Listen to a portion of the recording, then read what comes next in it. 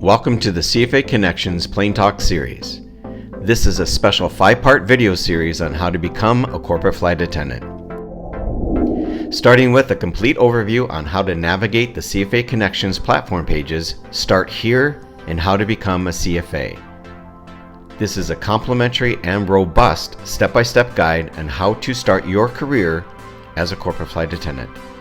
We include numerous resources, training and career development programs, scholarship opportunities, mentorship programs, and more. In the other videos in this series, I have one-on-one conversations with corporate flight attendants, and we discuss how they became corporate flight attendants, as well as what they wish they had known when starting their careers. These are all not to miss discussions. Let's get started. You basically specialize in transitioning commercial airline flight attendants to corporate. And when you do these type of sessions or coaching or just fielding questions, is there a certain mentality or mindset of the corporate flight or the commercial flight attendant? There is. And do you consider these hurdles and barriers, or Somewhat. Okay. That's a good question. Some it's a little bit of both. Some are open-minded, but I see a good majority of a closed-mindedness of like, I've already got my safety training, or I'm a certified flight attendant, so why wouldn't it work on the private side?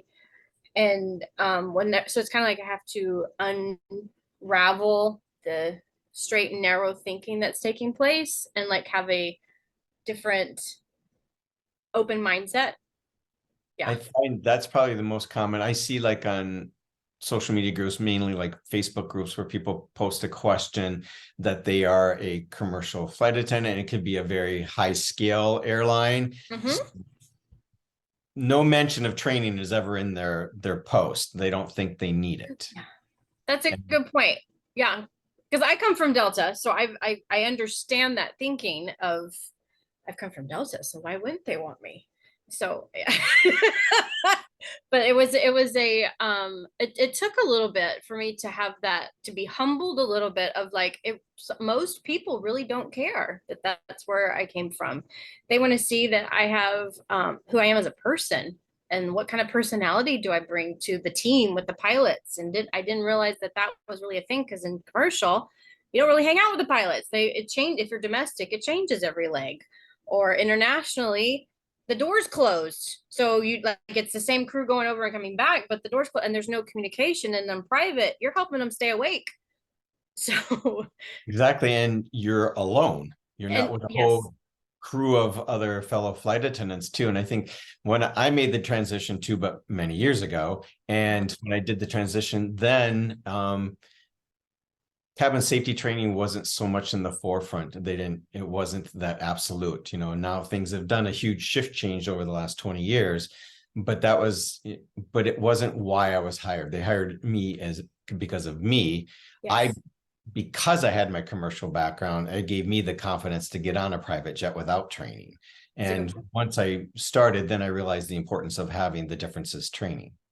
Very good. That's a very good point. And I've been, very passionate about that, and been part of the team of the flight attendant committees and whatnot that have changed that trajectory with cabin safety training in business aviation and the importance of it. And I think that's the biggest hurdle, I think, for commercial airline flight attendants, is I experienced it too with peers and myself, is that the humble pie that yes, your training is really good, but the only similarity is they both take place in aviation. Apples and oranges. The requirements and regulations are completely different. I feel it gives you a good platform as a base. But most of it does not transition into a private jet, because you are a sole entity. You're by yourself on the aircraft, and even your cabin safety training commands don't work, because you've got people facing all different directions on a private jet versus all forward on a commercial airline. So those differences, they really do build.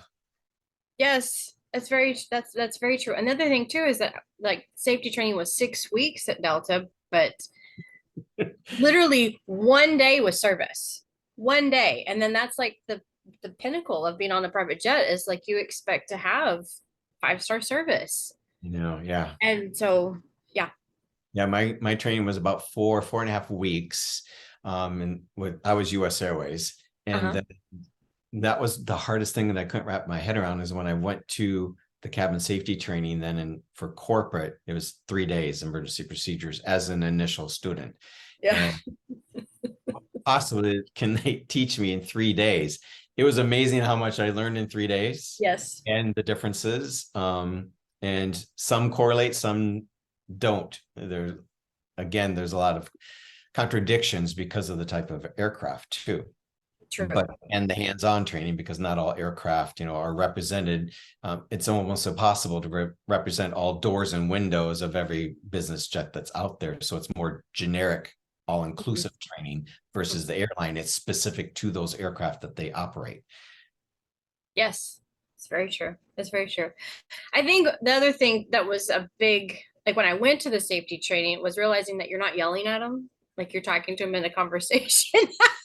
Like you're not running, you're not yelling, run, come this way or whatever, but it's more of like, and you're resituating people. Like you're not like in the airline, there's no resituating. That's your seat. But on the safety training from a private side, you're resituating people according to able-bodied passengers to be able to help open a window and whatever. So that was Well, there's no emergency exit row. yes, yes, Yes, yes. unless you're in the charter and the shuttle service, which is another spectrum of business aviation. And that's why there's so many entities in this industry that we can't possibly prepare you for all of them because there's no. True. But that's the differences for sure. It's the whole demeanor when dealing with your clients, because you may only have one passenger. Guess what? You are my able-bodied passenger. Guess what? You were it. I don't have 100 people to choose from. Yes. A couple people. Okay, you're it. And that's the difference, a big difference. Yes, it is. The other thing that I wish I had known was that experience was so important to have. And it was frustrating in that I had the commercial experience, but not private aviation experience. So I wish somebody had shared with me to help. Maybe I wouldn't have listened. I don't know. There's that aspect too. It would have taken me a minute to listen. But whenever I was having trouble finding work, if somebody had shared with me that you can get aviation experience by private jet detailing, being hired there, or getting working with caterers, like working with the private chef, because like if you don't have the funds to get the culinary training, you can work with them and have real experience with them. Or like people, I heard people would say you go to the FBO and like just hang out or whatever, but I'm like, what's the point of that? What am I supposed to do? So I wish that someone had shared with me more of, then like I said, having to be open-minded, but whenever you're not getting work, I didn't have a choice. What do you think? I totally agree. I think it could be a misconception, and it's also depending on if they've already received their training, what the pitch is that they receive to go to that training. I think there's a lot of misinformation out there and misconceptions on this career and the success. You spend a lot of money to get your training wherever you go. There's still no guarantee that you're going to find success, and there's no guarantee of when you're going to find that success. You go to your training and there's all different levels of that training, but once you have graduated and you're trained, when do you fly your first trip? When do you find that success? And it could be tomorrow, it could be next week, it could be 2 months, it could be a year. I know flight attendants, it was a year before they got their first break. It's just, but there's so many variables because it depends on your location and the region. Is there a need for flight attendants in that area? Is it oversaturated? And how many flight departments are willing to give a new to industry that first chance opportunity? There's yeses and nos in all those spectrums. But I find also it is reliant on the individual. How hungry are you to get this career? You need to work for this career. You got your certification and your training. They're not going to just start calling you. Now you have to take and start knocking on doors. And that's where, it's networking too, and self-marketing. So you get your training, but then it's not an absolute. You have to then take that as your tool and then start networking yourself. And this industry, I find, is a very emotionally driven industry where you have to make those connections, in-person connections with individuals, with flight departments, with fellow crew members, because it only takes that one referral. That's the key. It only takes that one person to connect you to that other person, and they may give you that opportunity. And then once you've flown that one trip, then it seems to just domino after that. You've broken the ice, and now the phone starts ringing.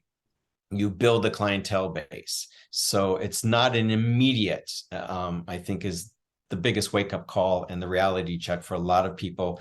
And, if someone calls me and asks me, inquires about starting out, I'm like, hold off on spending and investing in your training.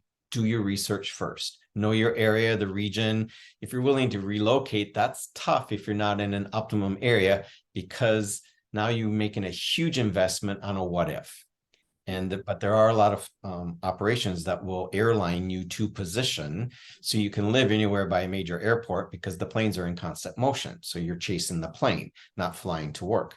So there's so many variables there, but I think there's a lot of confusion, and I see, it's so great that social media has a lot of resources and discussion groups so people can pose these questions.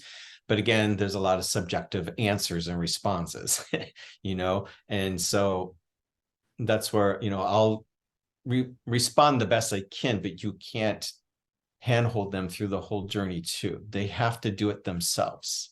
You can guide them and coach them and direct them and give them your best recommendations, but it's still ultimately up to them, because then you get asked the question of, like, what is the success rate, or how many, what are my chances of, once I've gotten trained, of being successful? How do you answer that question? I think it all boils down to what you said a second ago, in that how hungry are you? Because my opinion is that if you know beyond a shadow of a doubt private aviation is where you're supposed to be, like, this is where my life is, it's going to happen. If you know that this is where you're supposed to be, I think the hunger naturally comes to go after it. But if you're still in that, I don't know if I'm supposed to do this or not, then my opinion, I don't think it will happen, or it will take several years even, because you're not fully 1,000,000% committed, because that's what it takes. I do the workshops, and it's all about the fit. They're looking for that connection, that emotional connection, but also the philosophy and the work ethic of this flight department. And so they're just not going to hire a resume that fits their need. They're going to hire the person and the personality, because most everything is trainable. And that's why I always say, don't put the cart in front of the horse. That yes, you're making an investment in training, and yes, that's almost mandatory for a lot of flight operations, not all, but most. But they may interview you without the training, because you can get that. They want that fit. And then some may make the investment and pay for the training. I mean, there are flight departments that do that. It's not always a guarantee. And I know there's a lot of new to industry, they're holding out for that. I'm like, well, then this is not the career for you, because those are very limited. And if you're waiting for a company to pay for your training, then this may not be the career for you. You have to make that investment in the training, because you're investing in yourself, and you're investing in your career, not just financially, but also personally. You have to make a double investment. And it's very expensive to start, but I have it on the CFA connection page. If this job was easy, everybody would be doing it, because it's an amazing career, but it's not an easy career, but it's still a professional career. And so then you have to work for it. Yes. It's kind of like college. Like Exactly. that used to be the thing, and sometimes it's still whatever. But like, to go to, like, in order to have a career, you had to go to college. It's kind of the same thing, but more of a trade school concept of investing in yourself, so that way you can be employable. It's true. And I think that's a really good point. So what do you think about like you said, wait a second before getting your training. Where is that line between deciding when to get your training? Like I didn't get it right away either. But like I just because I didn't have the $5,000 up to just put up front or whatever it is for whichever one. Right. But I flew for a little bit, people that would accept me with what I had. So Mhm. where is that line of deciding when do you do the training and all that? When the phone stops ringing or you're being challenged by flight departments, like, oh, we require this training. Okay. And that's the sticky wicket in this Mhm. industry, because yes, there are flight departments that we're not corporate flight attendants on board, we're cabin servers. They don't require the cabin safety training.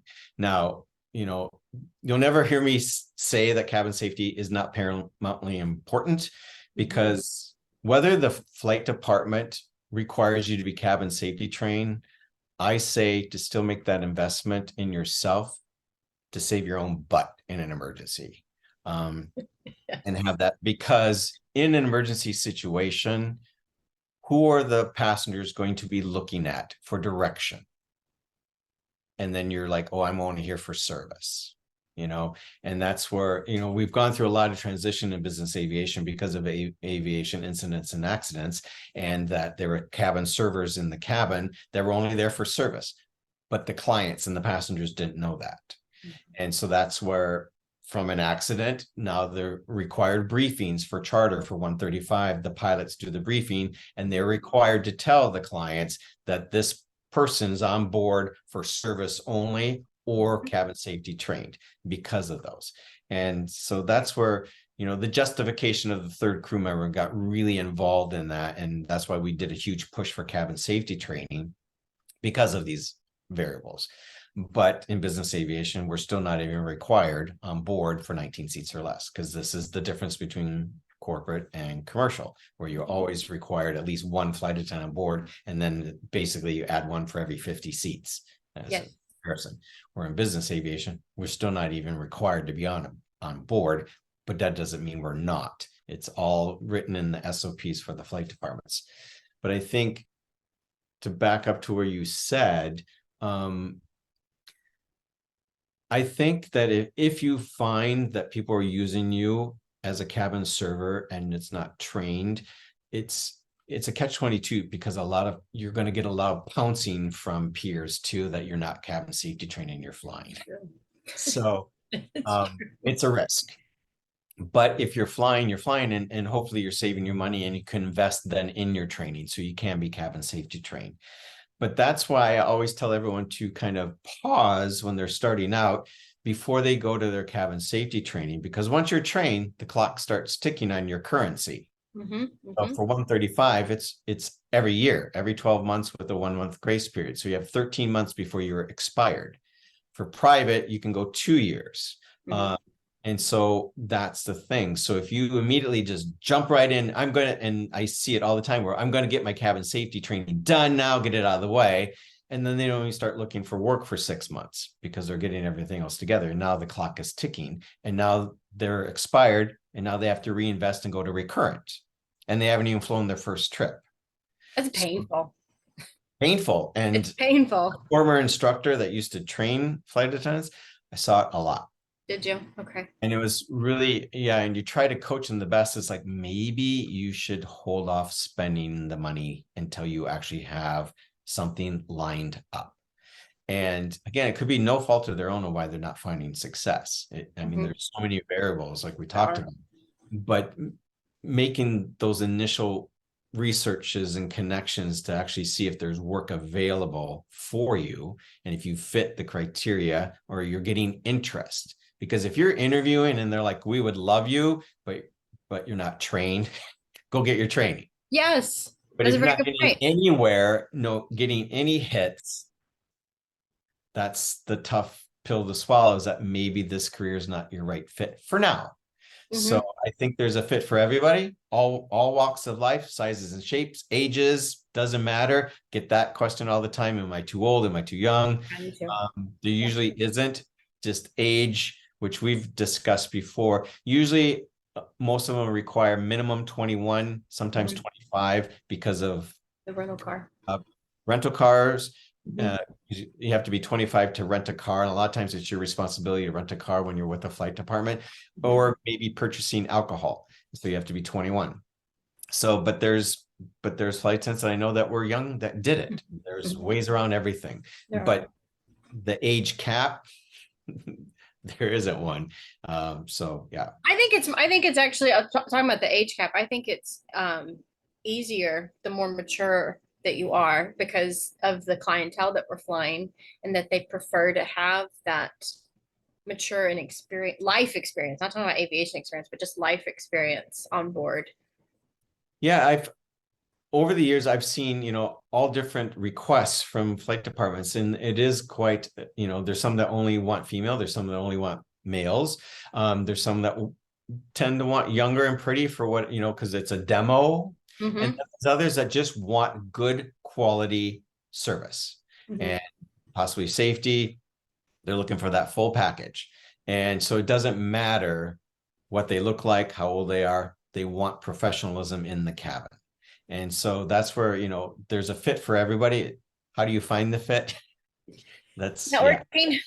it's organic. It just has to happen. But that's Yes. networking and meeting people and connecting with people, because that's how it works in this. It's everyone who you know and who you've connected with is how you find success in this industry. I think that's something else that I wish I had known in the beginning was truly the power of networking. Like dad taught me growing up, it's who you know. Like those are the people that get you jobs or whatever. And it didn't quite hit me, but realizing now more than ever, like there is no small networking event because all it takes is one person to like completely change your life. They may know of the unicorn part 91 account and voila, just because you went to coffee with them one day. So it's like never turn down a networking opportunity if you're hungry and you need work. Is my for that aspect. Because you were flying about what, 3 years before you went to MBAA base for the Mm-hmm. first time. Yep. And once you did that huge networking event, the convention, which is just, yeah, it's a lot to process because it's so huge. Did you experience a trajectory change Oh, in your 100%. 100%. Like it, even now, I know no, I'm supposed to be at NBAA, but I'm like, do I really need to? Yeah, you do. You don't know who's gonna be there. Like my friends that I have now have come from NBAA, not the little coffee meetups, and yeah, there are those, but like lifelong friends come from that expense. And also the thing to think about too is like that's what I'm getting from some of my students right now is like it's so expensive. I said, yeah, and if you invest in it, that's how many people are not going because it's expensive. So because you do, people know that you invested in it and they're like, she's serious or he's serious. I think that's a really good point. I think if you're budgeting yourself for this big investment, Yep. like we said, cabin safety, it can be $3,500 to $5,000 just for the training. And then Yep. you have transportation and hotel and meals and all of the add-ons. Mm-hmm. But I think you really need to budget also attending at least 2 networking events, whatever the admission rate is, and if transportation is required for those. But packaging that in also in the full spectrum of your training. I think then secondary trainings, because that's the other thing I see is that some new to industry, they go and get their cabin safety training and then they jump right in and get advanced culinary training and all this training and that training. I'm like, do you really need it yet? Because you may, but it's a may. It's valuable training. If you can afford it, do it. But if you're on a budget, hold off. Because if you go to a reputable training vendor and get your cabin safety training and whatever services packaged in there, that's enough on a resume. That's enough to get you hired on a resume. Everything else is add-on if you need it. If you're finding those hurdles, like, and they're saying, oh, what's your culinary experience, or we're looking for that, maybe then you do a reality check and then look for that investment, because you can spend easily $15,000 in training. Easy. Easy, So yes. that's why I'm always like, just take a pause and do you need this? Because there's a lot of flight departments where you don't need the advanced culinary training. It's amazing training. You're going to learn a lot, but do you really need it? how is that gonna, if it's just building your resume, okay, that's your money if you want to invest in that. There is no expiration date on that training, just the cabin safety training. So I say all training that's applicable to this job, do it or showcase that on your resumes too. Anything that has to do with hospitality and customer service, and showcase those. And I think that's where a lot of new to industry too, I'm finding it, especially if they're multiple language, they don't even list it or it's way on the bottom. That's a huge one to showcase. And without experience, you can be hired just because you speak a language of that, the destination that they need. Yes, that's very true too. And then also the classes are another way of networking as well. So there is that aspect too of more than just having the training. There's networking opportunities, and who's taking the class, because the culinary people are not necessarily new to industry. They may have been flying for 12 years and they've finally like doing their culinary, and then who knows who they know. Exactly. Mm-hmm. I think it's really true, because you are going to meet other people in these trainings and all different and all levels of experience too. Mm-hmm. That's true. And like you said, it only takes that one connection to make it happen. So it's true, and you never know where that one person is going to come from.